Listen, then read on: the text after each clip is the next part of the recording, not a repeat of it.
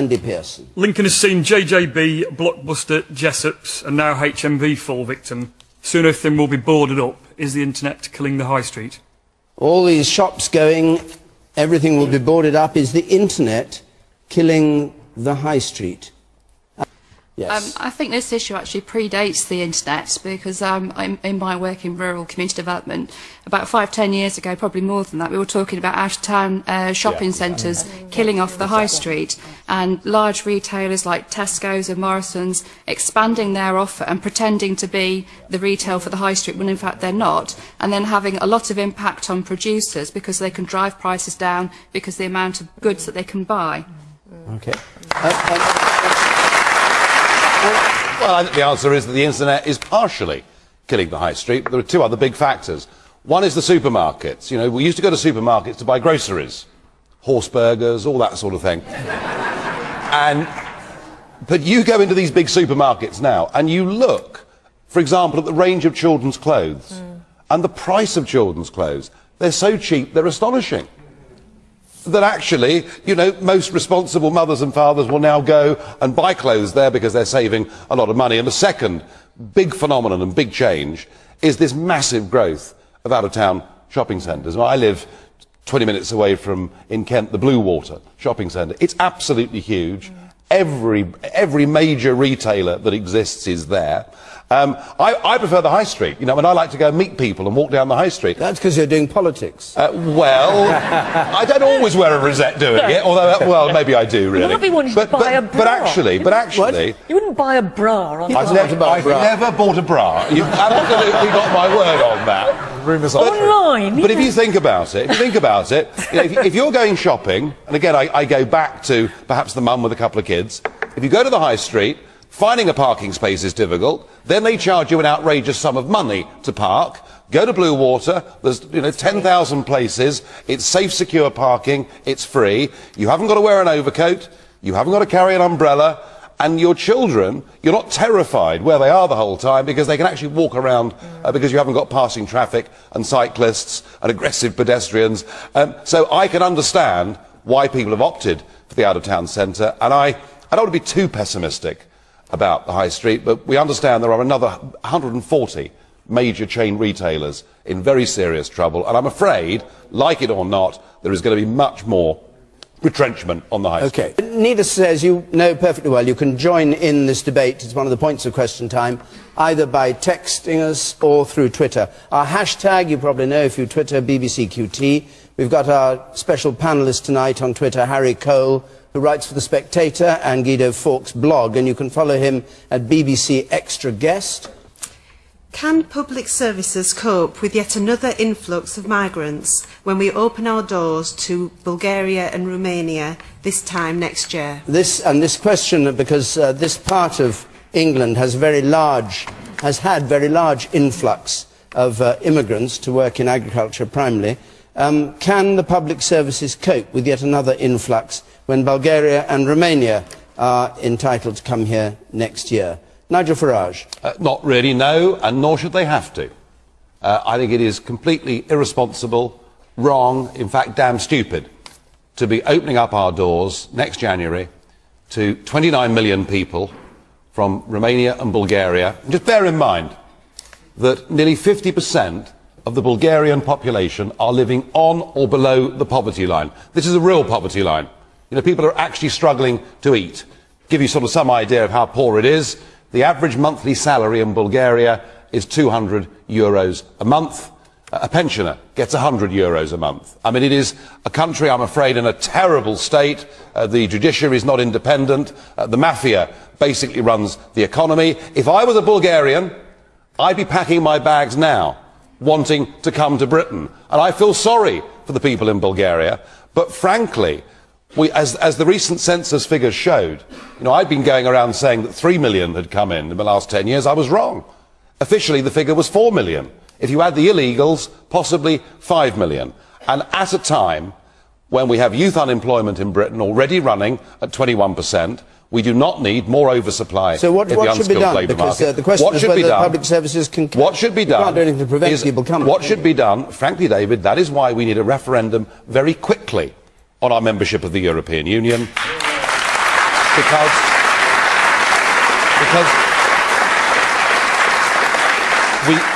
we cannot control immigration policy into this country and be a member of the EU. I wish everybody in Bulgaria and Romania well, but it's a national health service. It's not there, frankly, for the rest of the world.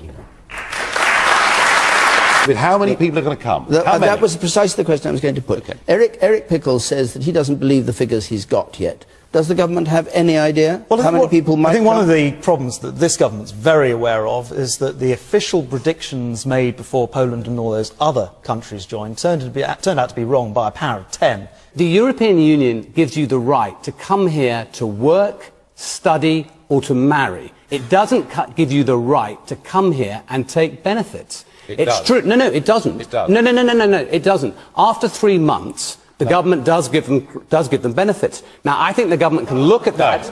No. I think the government should look at that. I think 3 months is not long enough. But we don't have to wait for any direction from Brussels. We can actually do something about that ourselves. Hang on, you said the government didn't give you the right coming here to get benefits, and then you say after 3 months you do have that right. Yes, you have the right. Not long to wait, is it? No, it's not. Now, if you come into Britain, you can get benefits on day one if you say you're self-employed and seeking work. On day one, you can claim benefits. Man up there. Part of the answer is to look at some of these transitional arrangements. We supported that we should go to the max in this situation, and we would support discussions with the government about whether there should be, given the state of our economy and other countries in the European Union, whether or not we should look for some more flexibility for the future in terms of So do you mean when Turkey joins? What I'm saying... Is that what you're saying? Well, I will explain what I'm saying if you give me a chance, Nigel. If there was a way that we could look at next year, yes, I think we should. But also, I think in terms of future expansion of the European Union, I think it is worth a discussion about whether other tightening up of transitional arrangements should happen. What it makes absolutely clear is that actually we can cope with this and we can benefit from it. I'm sorry, I really disagree. I have a business in Boston. I have family that live in Boston. Let's just explain. We're talking about Boston, which is a 65,000 town or so people, about 20 miles south of Lincoln, yes? Yes, yeah. And we've got land at Boston, and we've had major issues with workers. They've got nowhere to go, camping on our land. We can't move them off because the police aren't interested. Boston is at breaking point. All the locals can't cope anymore. The services, doctors' surgeries, hospitals. I have a family member that's a midwife at Boston Pilgrim Hospital. The facilities are at breaking point because of these people coming into the country, and nothing is being done. And there are hardly any locals there anymore because they're all moving away. You go down to Boston High Street and it's just like you're in a foreign country. It's got to stop. We've had to have signs made in 5 different languages to say, private land, please no camping. They're all from Poland, Lithuania. Now, I'm half Polish because my grandparents were Polish and came over during the war and fought in the World War II. But we are talking now of a different generation of immigrants where they're disrespectful and they're not bothered anymore. And these are... The chief police officer of Cambridgeshire, your home county, 3 years ago, she said that in fact what was happening was that an intolerable strain was being put on policing, hospitals and schools in Cambridgeshire. And that's the common thing that people are finding. We've got a major issue with alcohol, drinking them in the day round the streets, and Boston have actually done where they ban areas, but it's not working. So it's exploited labour. For the big bosses, this is a dream come true. In many cases, they can get these people to work all the hours God sends, for more often than not, way below the minimum wage. And for the big bosses, it's been tremendous. And David, before 2004, the cabbages and the cauliflowers were not rotting in the fields of Lincolnshire. They were still getting picked. So the idea that without this mass influx, the whole place would fall to pieces is just nonsense. Countries such as Norway and Switzerland have thrived outside of the European Union, but still have strong trading links with the EU member countries. Should the UK follow suit? Should we follow the example of Norway and Switzerland, have strong trading links and thrive outside the European Union? Would you support a referendum on Europe, A, and B, vote yes for staying in that referendum? I do want to see us be a part of Europe, and I'm afraid you'll have to wait for the now postponed, for reasons that we know about, Europe speech for the details from the Prime Minister. However the Prime Minister defines what he wants, if he doesn't get it, you'd still vote to stay in. Well, again, you're going to need to see the detail of what happens tomorrow. Whatever it is he wants, if he doesn't get it, you'd still vote to stay in. I believe, you're sort of asking me a hypothetical question before we get there. What I believe is this, and I'll be absolutely clear as I can, make sure no one's in any confusion at all. I think that there is a better deal. You might be right. I think there is a better deal that a better relationship that Britain can have with Europe. Whilst you guys were in power for 13 years, you signed us up to 3 European treaties. We had no say. I voted against Lisbon when I was in Parliament. We had no say over them at all. Your leader, Ed Miliband, has said he doesn't think that Brussels has too much power, and yet you're sat here now saying you do think that we should go and negotiate. It's a direct quote. You voted against a new law that we've introduced that says no more power can be passed to Europe without a proper referendum of the British people. You voted against it. Today, Ed Miliband said he might be in favour of that law. I mean, how can we be part of an organisation when the European Court can actually tell the government of the day who they cannot deport, i.e. a suspected terrorist last year? It's interesting that from where I'm sitting, it appears that in spite of the argument, both the government and the opposition are saying the same thing. No. OK, well, we'll bring in Nigel Farage on that, and then I'll come to some other speakers. Nigel Farage. Well, I have to say that everybody from David Cameron to half this panel say, wouldn't it be terrible if we were like Norway and Switzerland? Really? They're rich, they're happy, they're self-governing, and unlike the fishermen in Lincolnshire out of Boston, what the Norwegians have got is 200 miles of a North Sea where all the fish in those sea are their own, and they've got a thriving fishing industry. So, the whole European debate. Oil, Nigel. Yes, and we've got oil and shale gas now, so, you know, stop knocking Britain and let's get back what is rightfully ours. You guys, who supported this European project, betrayed the British fishing industry. It was a disgraceful thing to do, and it's cost 100,000 men their jobs. So shame on all of you that did that to us, and I want to get that back. But the whole debate now is being dominated by a whole series of economic scare stories. We're being told by all the parties that 3 million jobs would be lost if we weren't part of the European Union. Oh no, they wouldn't. The European Union sells us far more than we sell them. Mercedes, Audi and Volkswagen will go on selling their cars in this country regardless whether we're in a political union or not. That's common sense, that's trade. But it's all a smokescreen. It's all a smokescreen which really hides a bigger question than an economic debate that most people find very difficult to make their minds up on. The real question here is, do we want to be a self-governing, democratic nation that determines her own destiny and runs her own house, or not? That's what this comes down to, and I passionately believe that we should be a self-governing democracy, that we should be proud of who we are, run our own affairs, and not just trade with Europe, but actually do far more with the rest of the world, the Commonwealth, and countries like that. But actually, more important than what I think, and more important than what this panel thinks, what is disgraceful is the way these 3 parties have frankly just lied to us at every single general election, all promising us a referendum, and then you've got Clegg who's U-turned on it, you've got the Labour Party who've U-turned on it, and the best we might get from David Cameron is a faint promise from the man who previously gave us a cast-iron guarantee we might get a vote in 5 years' time. Roland Rudd, I'm going to bring in Mary Beard, but do you want to... It's mainly partly about the currency. I don't like the way the European is trying to go towards a single common domestic policy, but they can't make their money work. And once that is made true, those who say the euro is irreversible are behaving like the Iraqi information minister. It's pretty ridiculous, really. A couple more points. You said the spectacles, and I'll come to you here.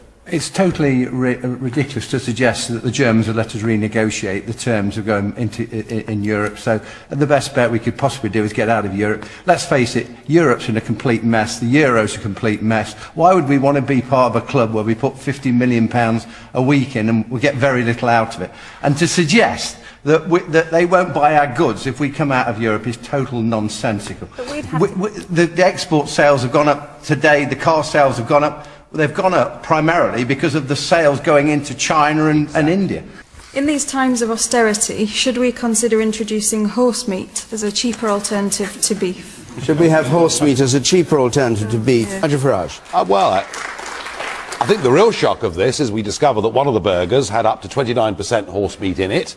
So the answer to the question is we already do, I suppose. But the real shock is that this was discovered in Ireland. It wasn't discovered here. So we've got big supermarkets who've been selling really rather large quantities of this, and nobody has picked this up or discovered it. We already slaughter over 10,000 horses a year in this country, which we export to other parts of Europe. And I do think that this won't end with horse meat. I'll make a prediction. The next big story on this will be salami, when people realise the amount of salami imported into Britain that is made with donkey meat. So I think this has opened up quite a big debate about what we eat, and I think the calls... I'm never one really for government legislation, but I think the consumer does deserve to know, truthfully, what is in the package of meat they buy, and that's going to have to be addressed. You, sir. I think Mr Farage makes quite a valid point around, I think 10,000 slaughter is quite a conservative estimate. Wow. I've been to horse sales where horses are being sold at a tenner a time, and it's the meat guys that are taking those horses away. Is Mali in danger of becoming the next Afghanistan, and should the UK get involved at any level? Yes, there is a danger, of course, in a region like that if you get involved in some form of conflict, that it will go on for a very long time. As we've learnt from Afghanistan, we've now been there for longer than the entire duration of the First and Second World Wars.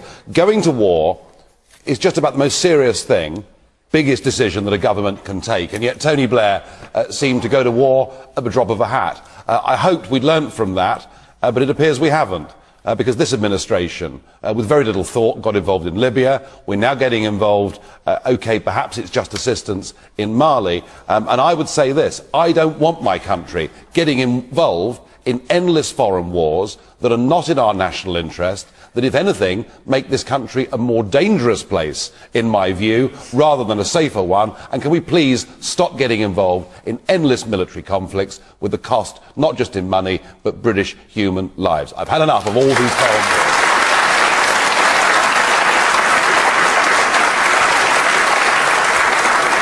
So, just to clarify this, your answer to the French would be no. Absolutely. I don't remember the French running at our aid when we went down to the Falklands. Well,